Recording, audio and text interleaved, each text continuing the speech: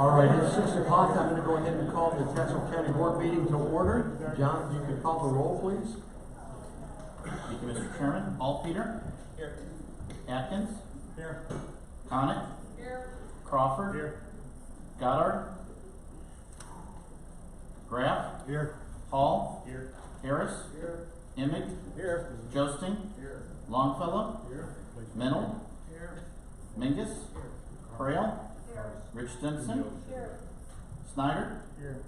Scortino. Here. Sen. Here. Smith. Chairman Zimmerman. We have a quorum. We'll do business. If we could rise for the invocation and pledge, please.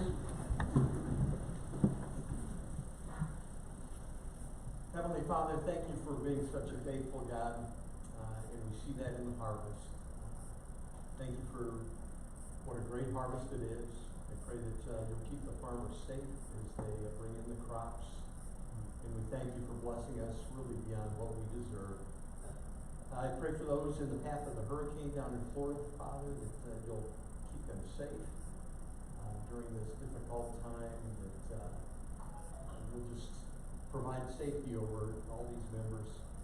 Thank you, Father, for the new members that are coming on board tonight. I pray that they can be a part of this team, ask good questions, and that we can come together as a board and make decisions that honor you. Thank you for this board. Thank you for our employees. Thank you for the citizens that have come out, and for all the citizens. I pray that the decisions we make as a board will honor you and will honor them. We're stewards of what's been entrusted to us, and we want to do that in a fashion that honors you. We know you're a great God. I lift up Ukraine and the devastation that's going on there. Thank you for our first line responders and how they protect us. And thank you for our country and the freedoms that you've given us. We pray all these things in your name. Amen.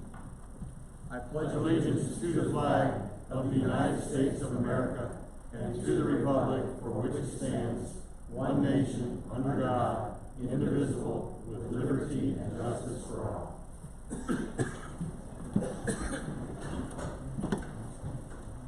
All right, we're going to do just a couple things out of order tonight. Can I get we're going to go right to executive agenda. Can I get a motion for E2294 and E2293? Motion by Emig, second by Atkins. Any questions? All those in favor signify by aye. Aye. Those opposed? If Randy Kragel and Vivian Hackman could come forward for swearing in, please come.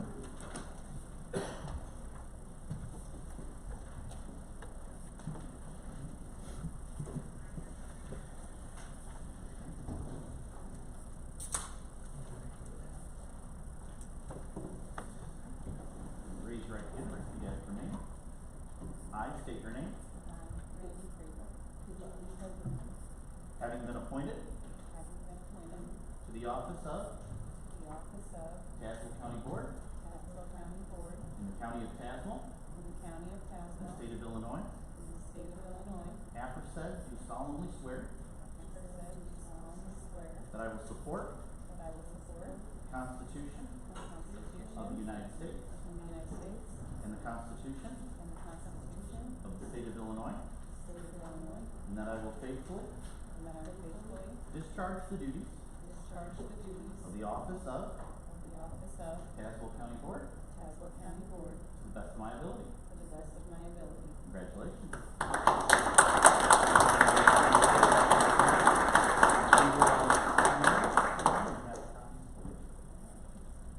Vivi, you're seated there, and Randy, you're right there.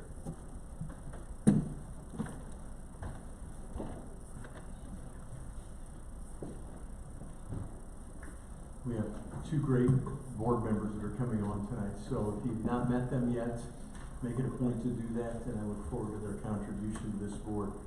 Okay, moving on. Communications from members of the public or county employees. Can you come up and state your name?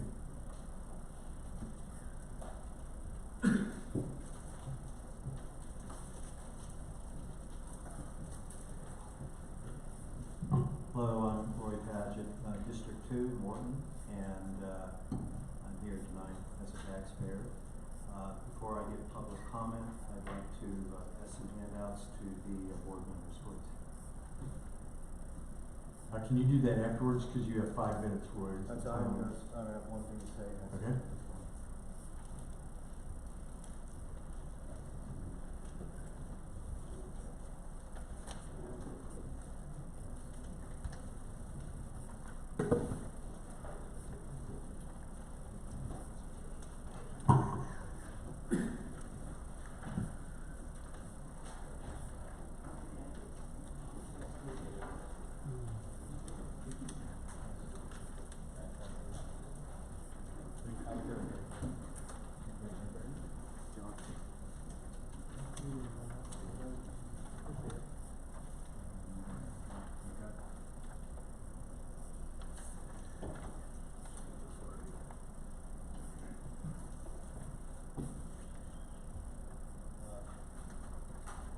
I passed out an order.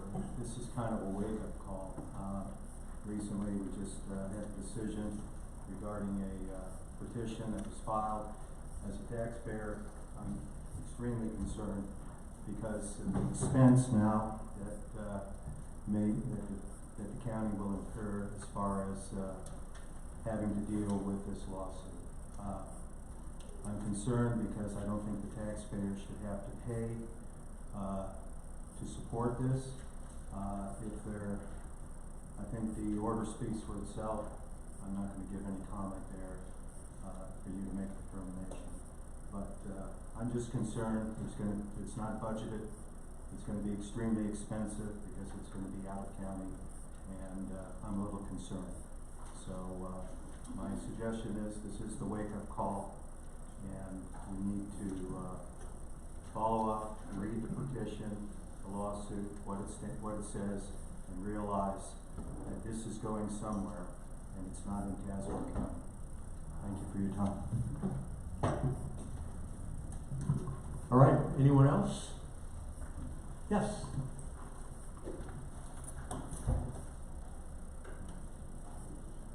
You could just state your name and, all right. My name is Kiana Nafsiger, and I want to talk to you guys today about purpose. So how do we create purpose or find purpose in the future of wind energy in our county, and how do we protect our future at the same time? So I think I have a tool for you, and it's being passed out. But remember in school when your teachers would give you words to remember things, like the word homes, to remember the names of the Great Lakes. So for making decisions and choices on wind energy, the two words, what, purpose, help us remember the 11 key components needed to protect our citizens. So let's break it down. Let's start with the word what. W is for wildlife, and you've been hiking, you know, there's signs all along the trail that say, don't litter, don't feed or touch the animals, and that's because you're walking through their habitat and you need to respect it.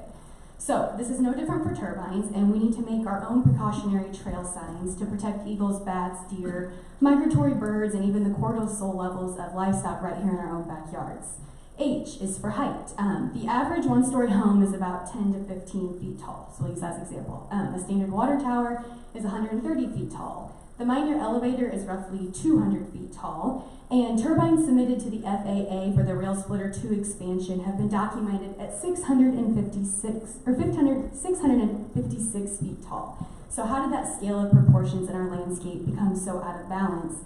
And I guess how are we going to restore that balance by establishing a maximum height, or how tall is just too tall? A is for ambient noise. Turbines are not the kind of neighbor that are going to play Don't Stop Believing at 2 a.m. on max volume, but what they do is create ambient noises. So as turbine blades are moving through the sky, it creates infrasound, which is a constant 24/7 low frequency noise. And we just need to make sure that turbines are being held at a tolerable sound level so they don't create a noise disturbance in our county. T is for trespassing. The following are directly from the Infinergy lease agreement, listing the side effects you must allow when you sign up.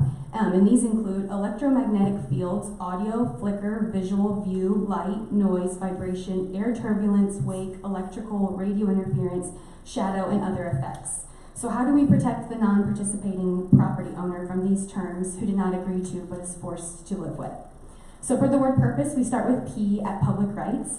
We all live in an area that's considered pretty rural, and one public right that is threatened is the access to life flight in emergencies. So should the right of life flight be taken from someone because turbines are too close to their homes or roadways and they can't be transported?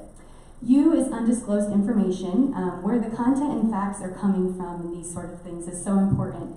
And during the ZBA hearings a few months ago, we encountered this with hidden and misleading information in the real estate analysis presented. As Tazewell County residents, we recognize this, and it's just one of the occurrences. So if you've missed the recordings, I encourage you to listen to them. R stands for responsibility.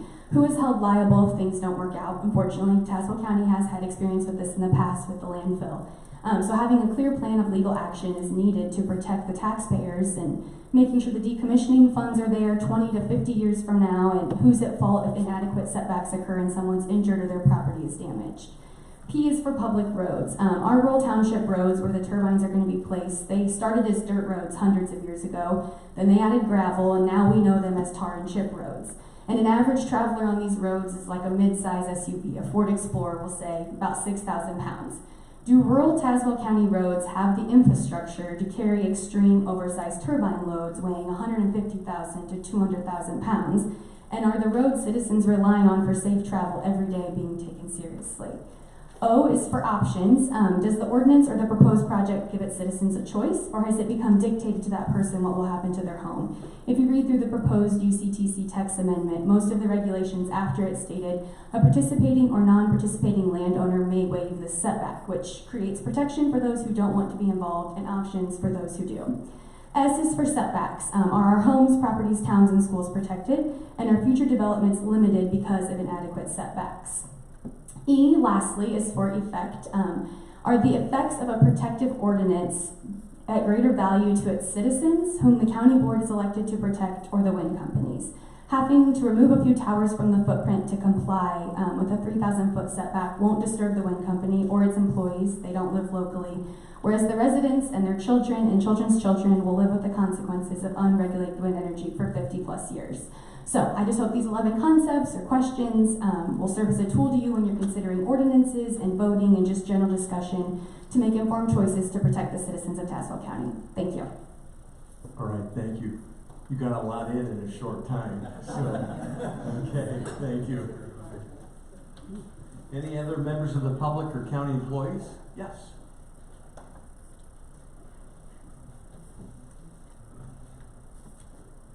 If you could just state your name and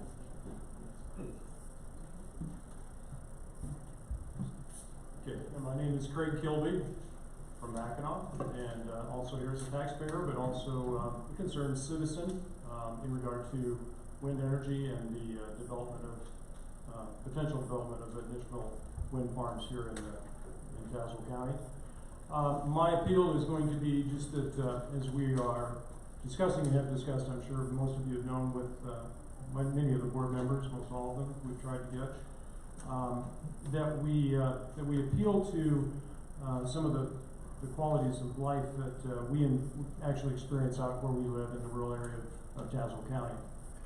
Many of the board members I know probably are living in parts of the county that are more densely populated than where a lot of these turbines are going to be placed. But we all know the purpose of and the value of neighbors. Neighbors to us, and to many of you I know, and maybe a more urban area would be the neighbor that you have maybe 50 or 100 feet away from you. Our neighbors can be maybe miles away from us, and they're still the valuable, and the relationships we have with them are very valuable. And once we respect these people and their rights, whether or not they are able to participate in the wind turbine contracts, but it is a big concern. I think in a lot of the discussion that's gone on along the way here with the regulations, and certainly as we look at the ordinance that we proposed, a text amendment on that, that some of the companies have suggested that there wouldn't be any way that they could build a turbine. But I want to actually look at why we did establish those parameters on distance, and that would be because our neighbors. I would actually propose and submit to you that a lot of people that have withheld participating in the wind turbine contracts right now have done so just so they can protect neighbors. Okay, so if it was a strong ordinance that was passed in this county, I would actually know of several different landowners that actually would feel better and more comfortable participating in these contracts, which has never been mentioned, I don't think, in any of the talks that we've discussed here on any of the proponents or those that are kind of more in favor of a more stronger amendment and ordinance in this county. But I can tell you I have very many of those people, I can tell you right now, I could share with you, have come to me about this. So they're valuable neighbors, they care about their property. If they were to sign up, they do not have any idea where the placement of those turbines are going to be on their property once they sign up. It could be down the road real close to a neighbor that they really don't want to see have any issues with, and so they withhold signing up. Very simple to that. The other thing we do, and I want to just mention as well as some of the parameters of that text amendment, and that is looking at the height and also the setback restrictions, which are quite large, probably in some respects to what certainly was in the original and current wind ordinance for Tazewell County. But if you look at the height, I think Kiana mentioned this as well, the height of these turbines is proposed right now to be somewhere in the neighborhood of 200 meters or 650 feet. It's actually well known in the placement of these. We don't know the locations of them, but they're going to likely be placed now today.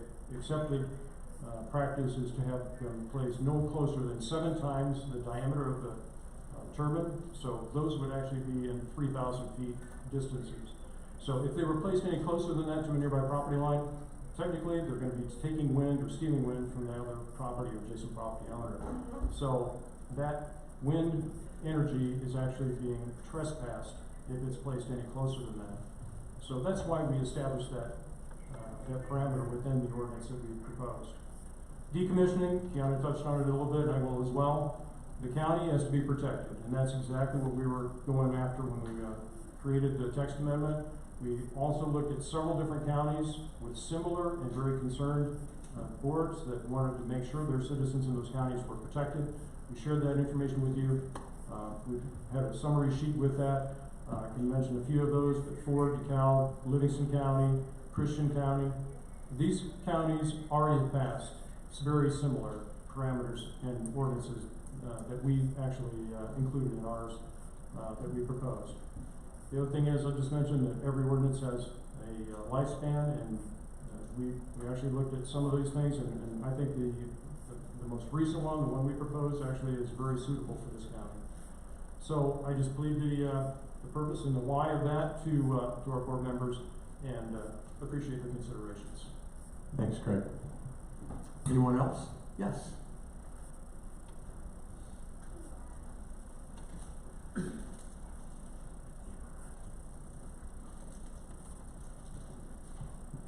you could just say your name. Hi everyone, my name is Amber Toll. So I want to start out with something tonight that maybe you've seen before, but either way I think it's a good reminder and it's relevant to what I'm about to talk about. So how heavy do you think this water bottle is? I'm actually not sure. I didn't weigh it. But what will happen if I hold it up for a few minutes? Probably nothing. What if I hold it up for the duration of this entire meeting? My arm's probably going to start to get tired. What about longer? A day, a couple days, 57 years. My arm's going to go numb. But through all this, the weight of the water bottle did not change. So what's causing the pain? What can I do to alleviate this? I can set the water bottle down. This goes as a solution for a lot of problems. We can walk away from them, we can take a break, we can go home. But what happens when the problems are at home? What if you become the recipient of some of the negatives associated with wind energy production? We've encouraged you to visit wind farms, and we are pleased that several of you have taken the time to do that. But please remember that a 20-minute or a 2-hour visit is not the same as what citizens in Tazewell County could experience. 24 hours a day, 365 days a year. They cannot go home. They cannot take a break. They cannot set this water bottle down. Wind turbines are intended to solve a problem. They're supposed to be a greener form of energy. But what are we truly solving if the solution to one problem destroys the lives of others in the process? It's absolutely crucial that we get this right the first time before anything is built. because once they're up, there's no changes that can be made. Point of clarification that I want to make tonight is around property rights and setbacks. Passing of the ordinance proposed by UCTC does not restrict the right of individual property owners. This is specifically for industrial wind turbines. These are large commercial projects that connect to the electrical grid. This does not limit an individual from building a personal turbine on their property. There's a different ordinance for that. This is more about regulating large companies from coming in here invading Tazewell County with industrial machines with no regards to our homes and our soils. These setbacks that we continue to talk about are from the property lines of non-participating landowners. If there is a contiguous parcels signed up, the setbacks are from the outermost property line, and everything within it is fair game as long as it's within the terms negotiated between the landowner and the developer.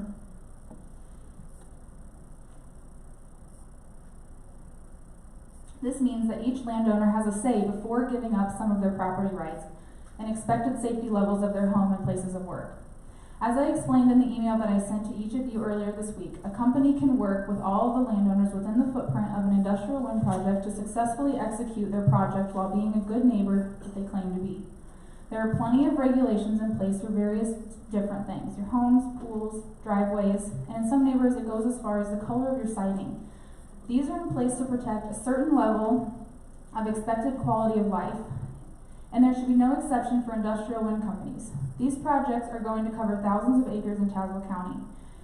If we only worry about the handful of landowners that get the turbines, we've drastically missed the mark.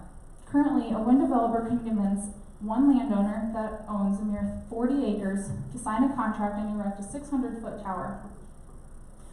I hope by this point that we've shown that the impacts of turbines span much further than that, at least 3,000 feet, which is the equivalent of roughly 650 acres. If we continue to allow this, the surrounding 610 acres of that turbine, the owners have lost some of their land rights and will experience a lower quality of life than before, with absolutely no say in the matter. The farmers will pay more for their aerial services than they had in the past. That morning cup of coffee will be with the shades closed to escape the shadow flicker. There's a low hum in your home that you can't escape. Life light can't come in today because the cloud cover's too low. The value of our homes dropped. Now, to be honest, this water bottle's getting pretty heavy, so I'm going to set it down. And I want to thank you guys for taking the time needed to evaluate this extremely important issue. Please do not underestimate the weight of something that may seem so small that over time can have devastating impacts. Thank you. Thank you, Amber. Anyone else? All right, moving on to communications from elected and appointed county officials. John, you wanted to speak? Yes, thank you. Vote by mail ballots and first day of early voting is tomorrow. I had some stats I thought some of you have been asking about, and I thought it would be good to share it with all board members. So tomorrow we will have 6,559 ballots ready to go out in the mail. Those are individuals that have signed up for vote by mail already. We have 5,366 of them that are utilizing the brand new permanent vote by mail. So they will be on there until something happens to them, or they pass away, or they move, or they will be removed. For some historical context on that, in 2020, we had 14,586 utilized vote by mail in Tazewell County. Of course, that was during the pandemic, and those numbers were grossly inflated. If you look at the 2018 election, the last midterm election, that would be a closer analysis of how this has been historically before. At that point in time, the number of vote by mail ballots was so low they weren't actually recorded by the clerk's office. They were merged with early voting. So the number I'm going to give you is the total amount of early voting that took place in the 2018 November election. And that was 7,978. So as you can see, what we're going to mail out tomorrow is almost the equivalent of the entire 2018 early vote and vote by mail total in just one day. I know some of you have been interested in, will vote by mail drop? Will it remain the same? How will it how will it continue forward? These numbers do show us it will continue forward. I seriously question if we will get to the 14,000 we did during the 2020 election, but it is here to stay, and it is a permanent one for us to have. This is important to the board because do remember the additional cost that is a burden of the office for having vote by mail, and permanent vote by mail. The county is picking up the cost of additional postage, of additional mailings. Currently, the package that we mail out was paid for by grant funding during COVID, so we're fine for a while longer without having to adhere to that cost. There's quite a bit of cost though in paper and envelopes, multiple envelopes that have to be mailed out.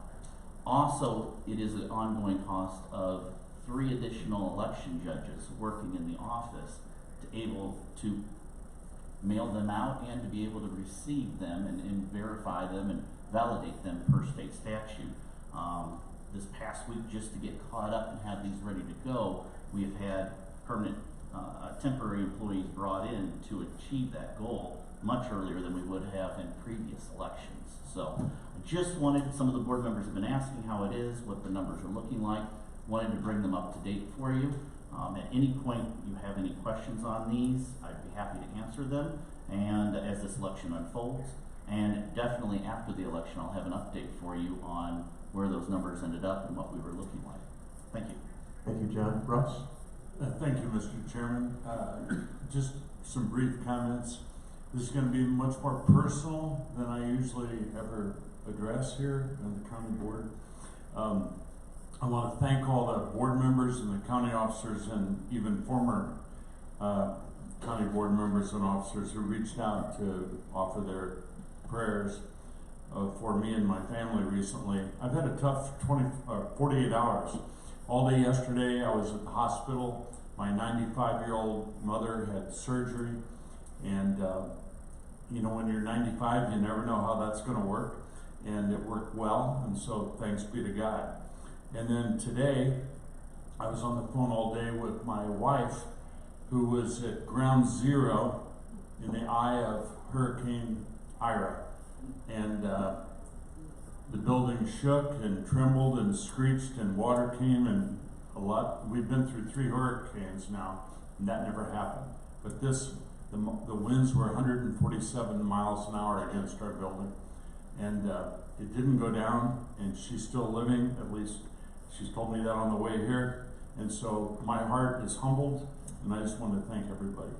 Appreciate it. Thank you, Russ. We'll certainly keep your wife and your mother in our prayers. Any other comments from elected or appointed county officials? All right, can I get a motion to approve the August 31st meeting minutes? Motion by Josting, second by Altpeter. Any corrections, deletions? All those in favor signify by aye. Aye. Those opposed? We have a couple of in-place meetings. The in-place executive meeting is going to go to the very end because it's an executive session and there's no action coming out of that. So we'll wait till then. In-place human resources, Chairman Frail. Thank you, Mr. Chairman. Sue, will you call the roll, please? Vice Chairman Frail. Here. Atkins. Here. Rapp. Here. Harris. Here. Innick. Here. Reynolds. Here. Vegas. Here. Rich Stinson. Here. Shortino. Here. Sid. Here. Happy Form. Thank you. May I have a motion, please, for HR 2217 to recommend to approve the FY23 insurance premiums from Mr. Sin and a second from Ms. Rich Simpson. Okay, and now maybe hear from our leader on this. You have an attachment to your agenda with all the information, so please go ahead. Thank you. With this resolution, this would be keeping our premiums the same as they are now.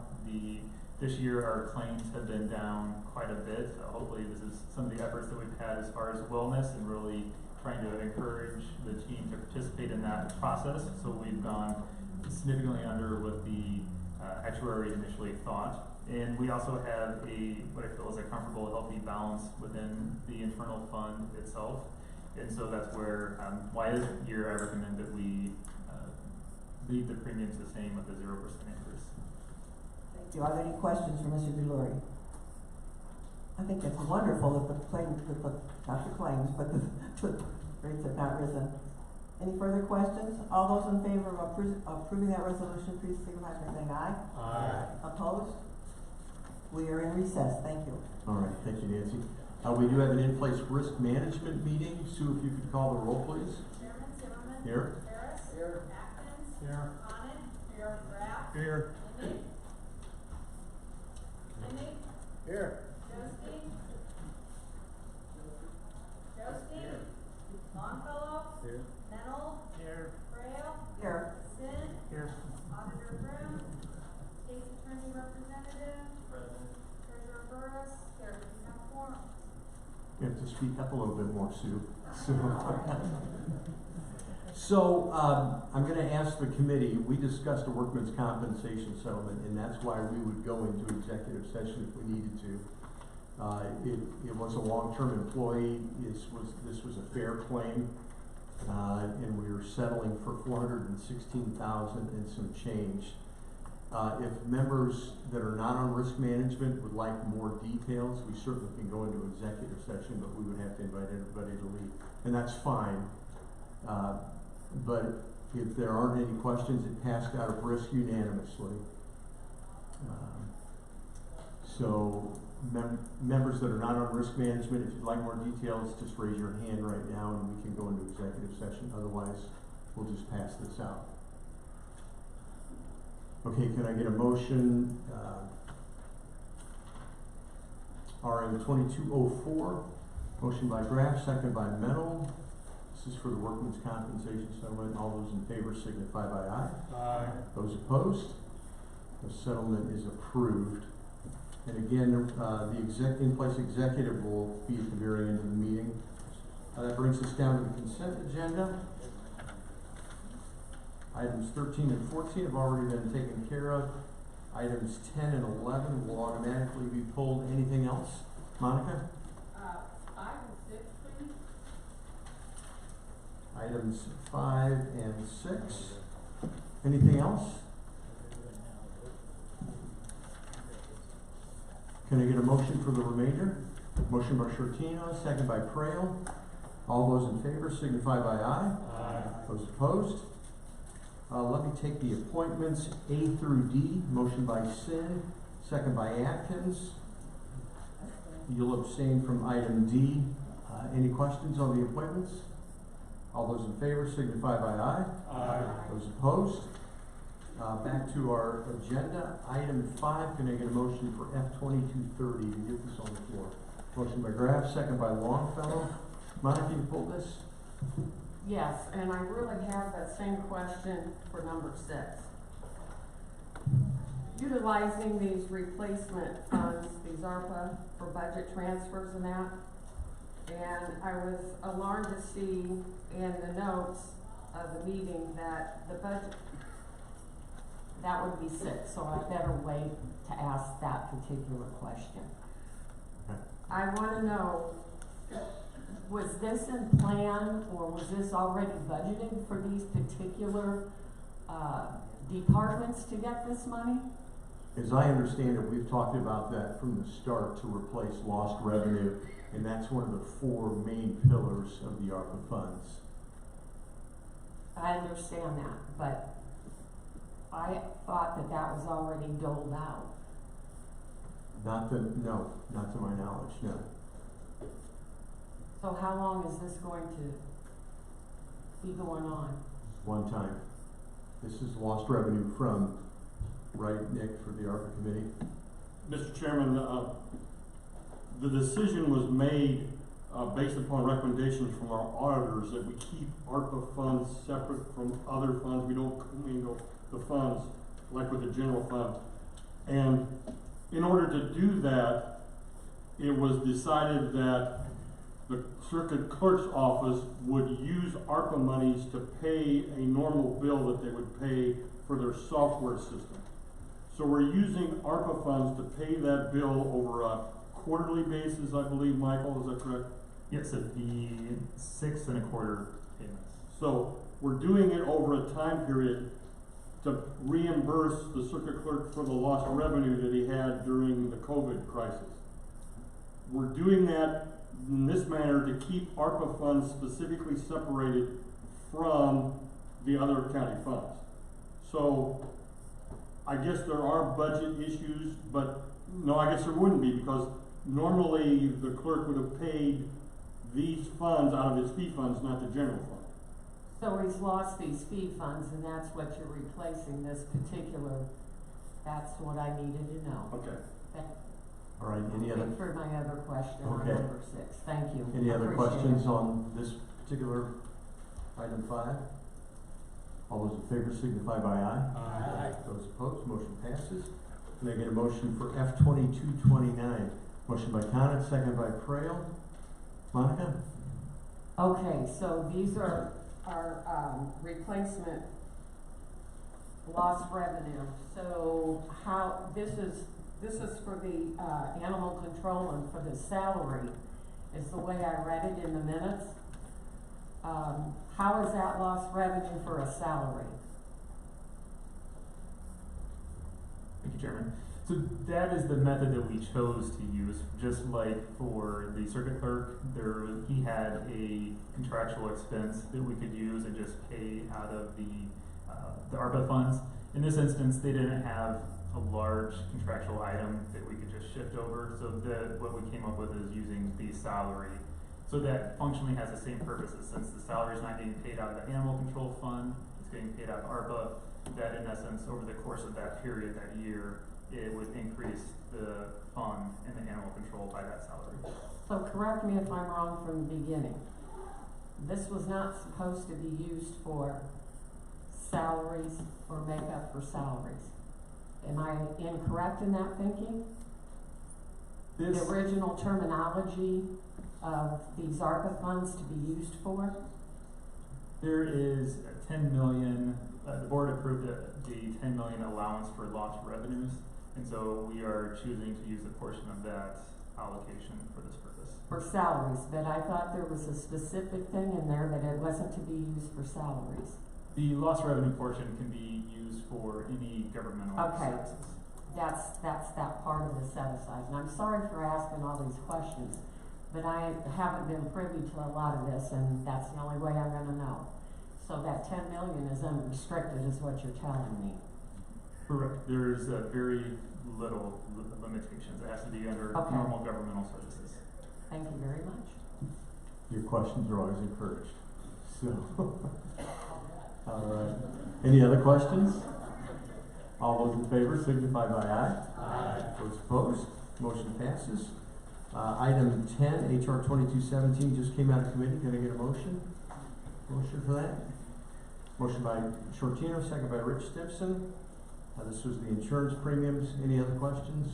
All those in favor signify by aye. Aye. Those opposed, motion passes. And then finally, the risk management settlement RM 2204. Can I get a motion by Imig, second by Atkins? Any other questions? All those in favor signify by aye. Aye. Those opposed? All right. Any new business before we go into executive committee? But before we do go into executive session, there's a couple things. I was not here last month, so I didn't have the opportunity to thank Christy Webb publicly for the fantastic job that she did, so I just wanted to make that public also. And then tomorrow the budget books are going to be printed, and I also wanted to thank Mike and Mindy. This has been a Herculean effort, and I think you'll see that in the budgets, and I want to thank you both for the hard work that you did on this. It's not over, but it's close. So, all right, the bills have been sent out for your review. We do have 2 calendars in your packet. Can I get a motion for the October calendar, October 22? Motion by Joe Sting, second by Rich Stimpson. It's a pretty busy month. And for Randy and Vivian, we'll fill in the blanks so you'll know which committees that you're on. So, any questions? All those in favor signify by aye. Aye. Those opposed? This is just for reference. We do have the November calendar in there. We're not going to approve it, but it's always kind of a compressed calendar, so just keep that for your reference. All right, we are going to go into an in-place executive committee meeting. Sue, if you could call the roll, please. Chairman Zimmerman. Here. Harris. Here. Atkins. Here. Sonnet. Here. Rapp. Here. Emick. Here. Joski. Joski. Longfellow. Here. Mennel. Here. Trail. Here. Sin. Here. Pat. Quorum. All right.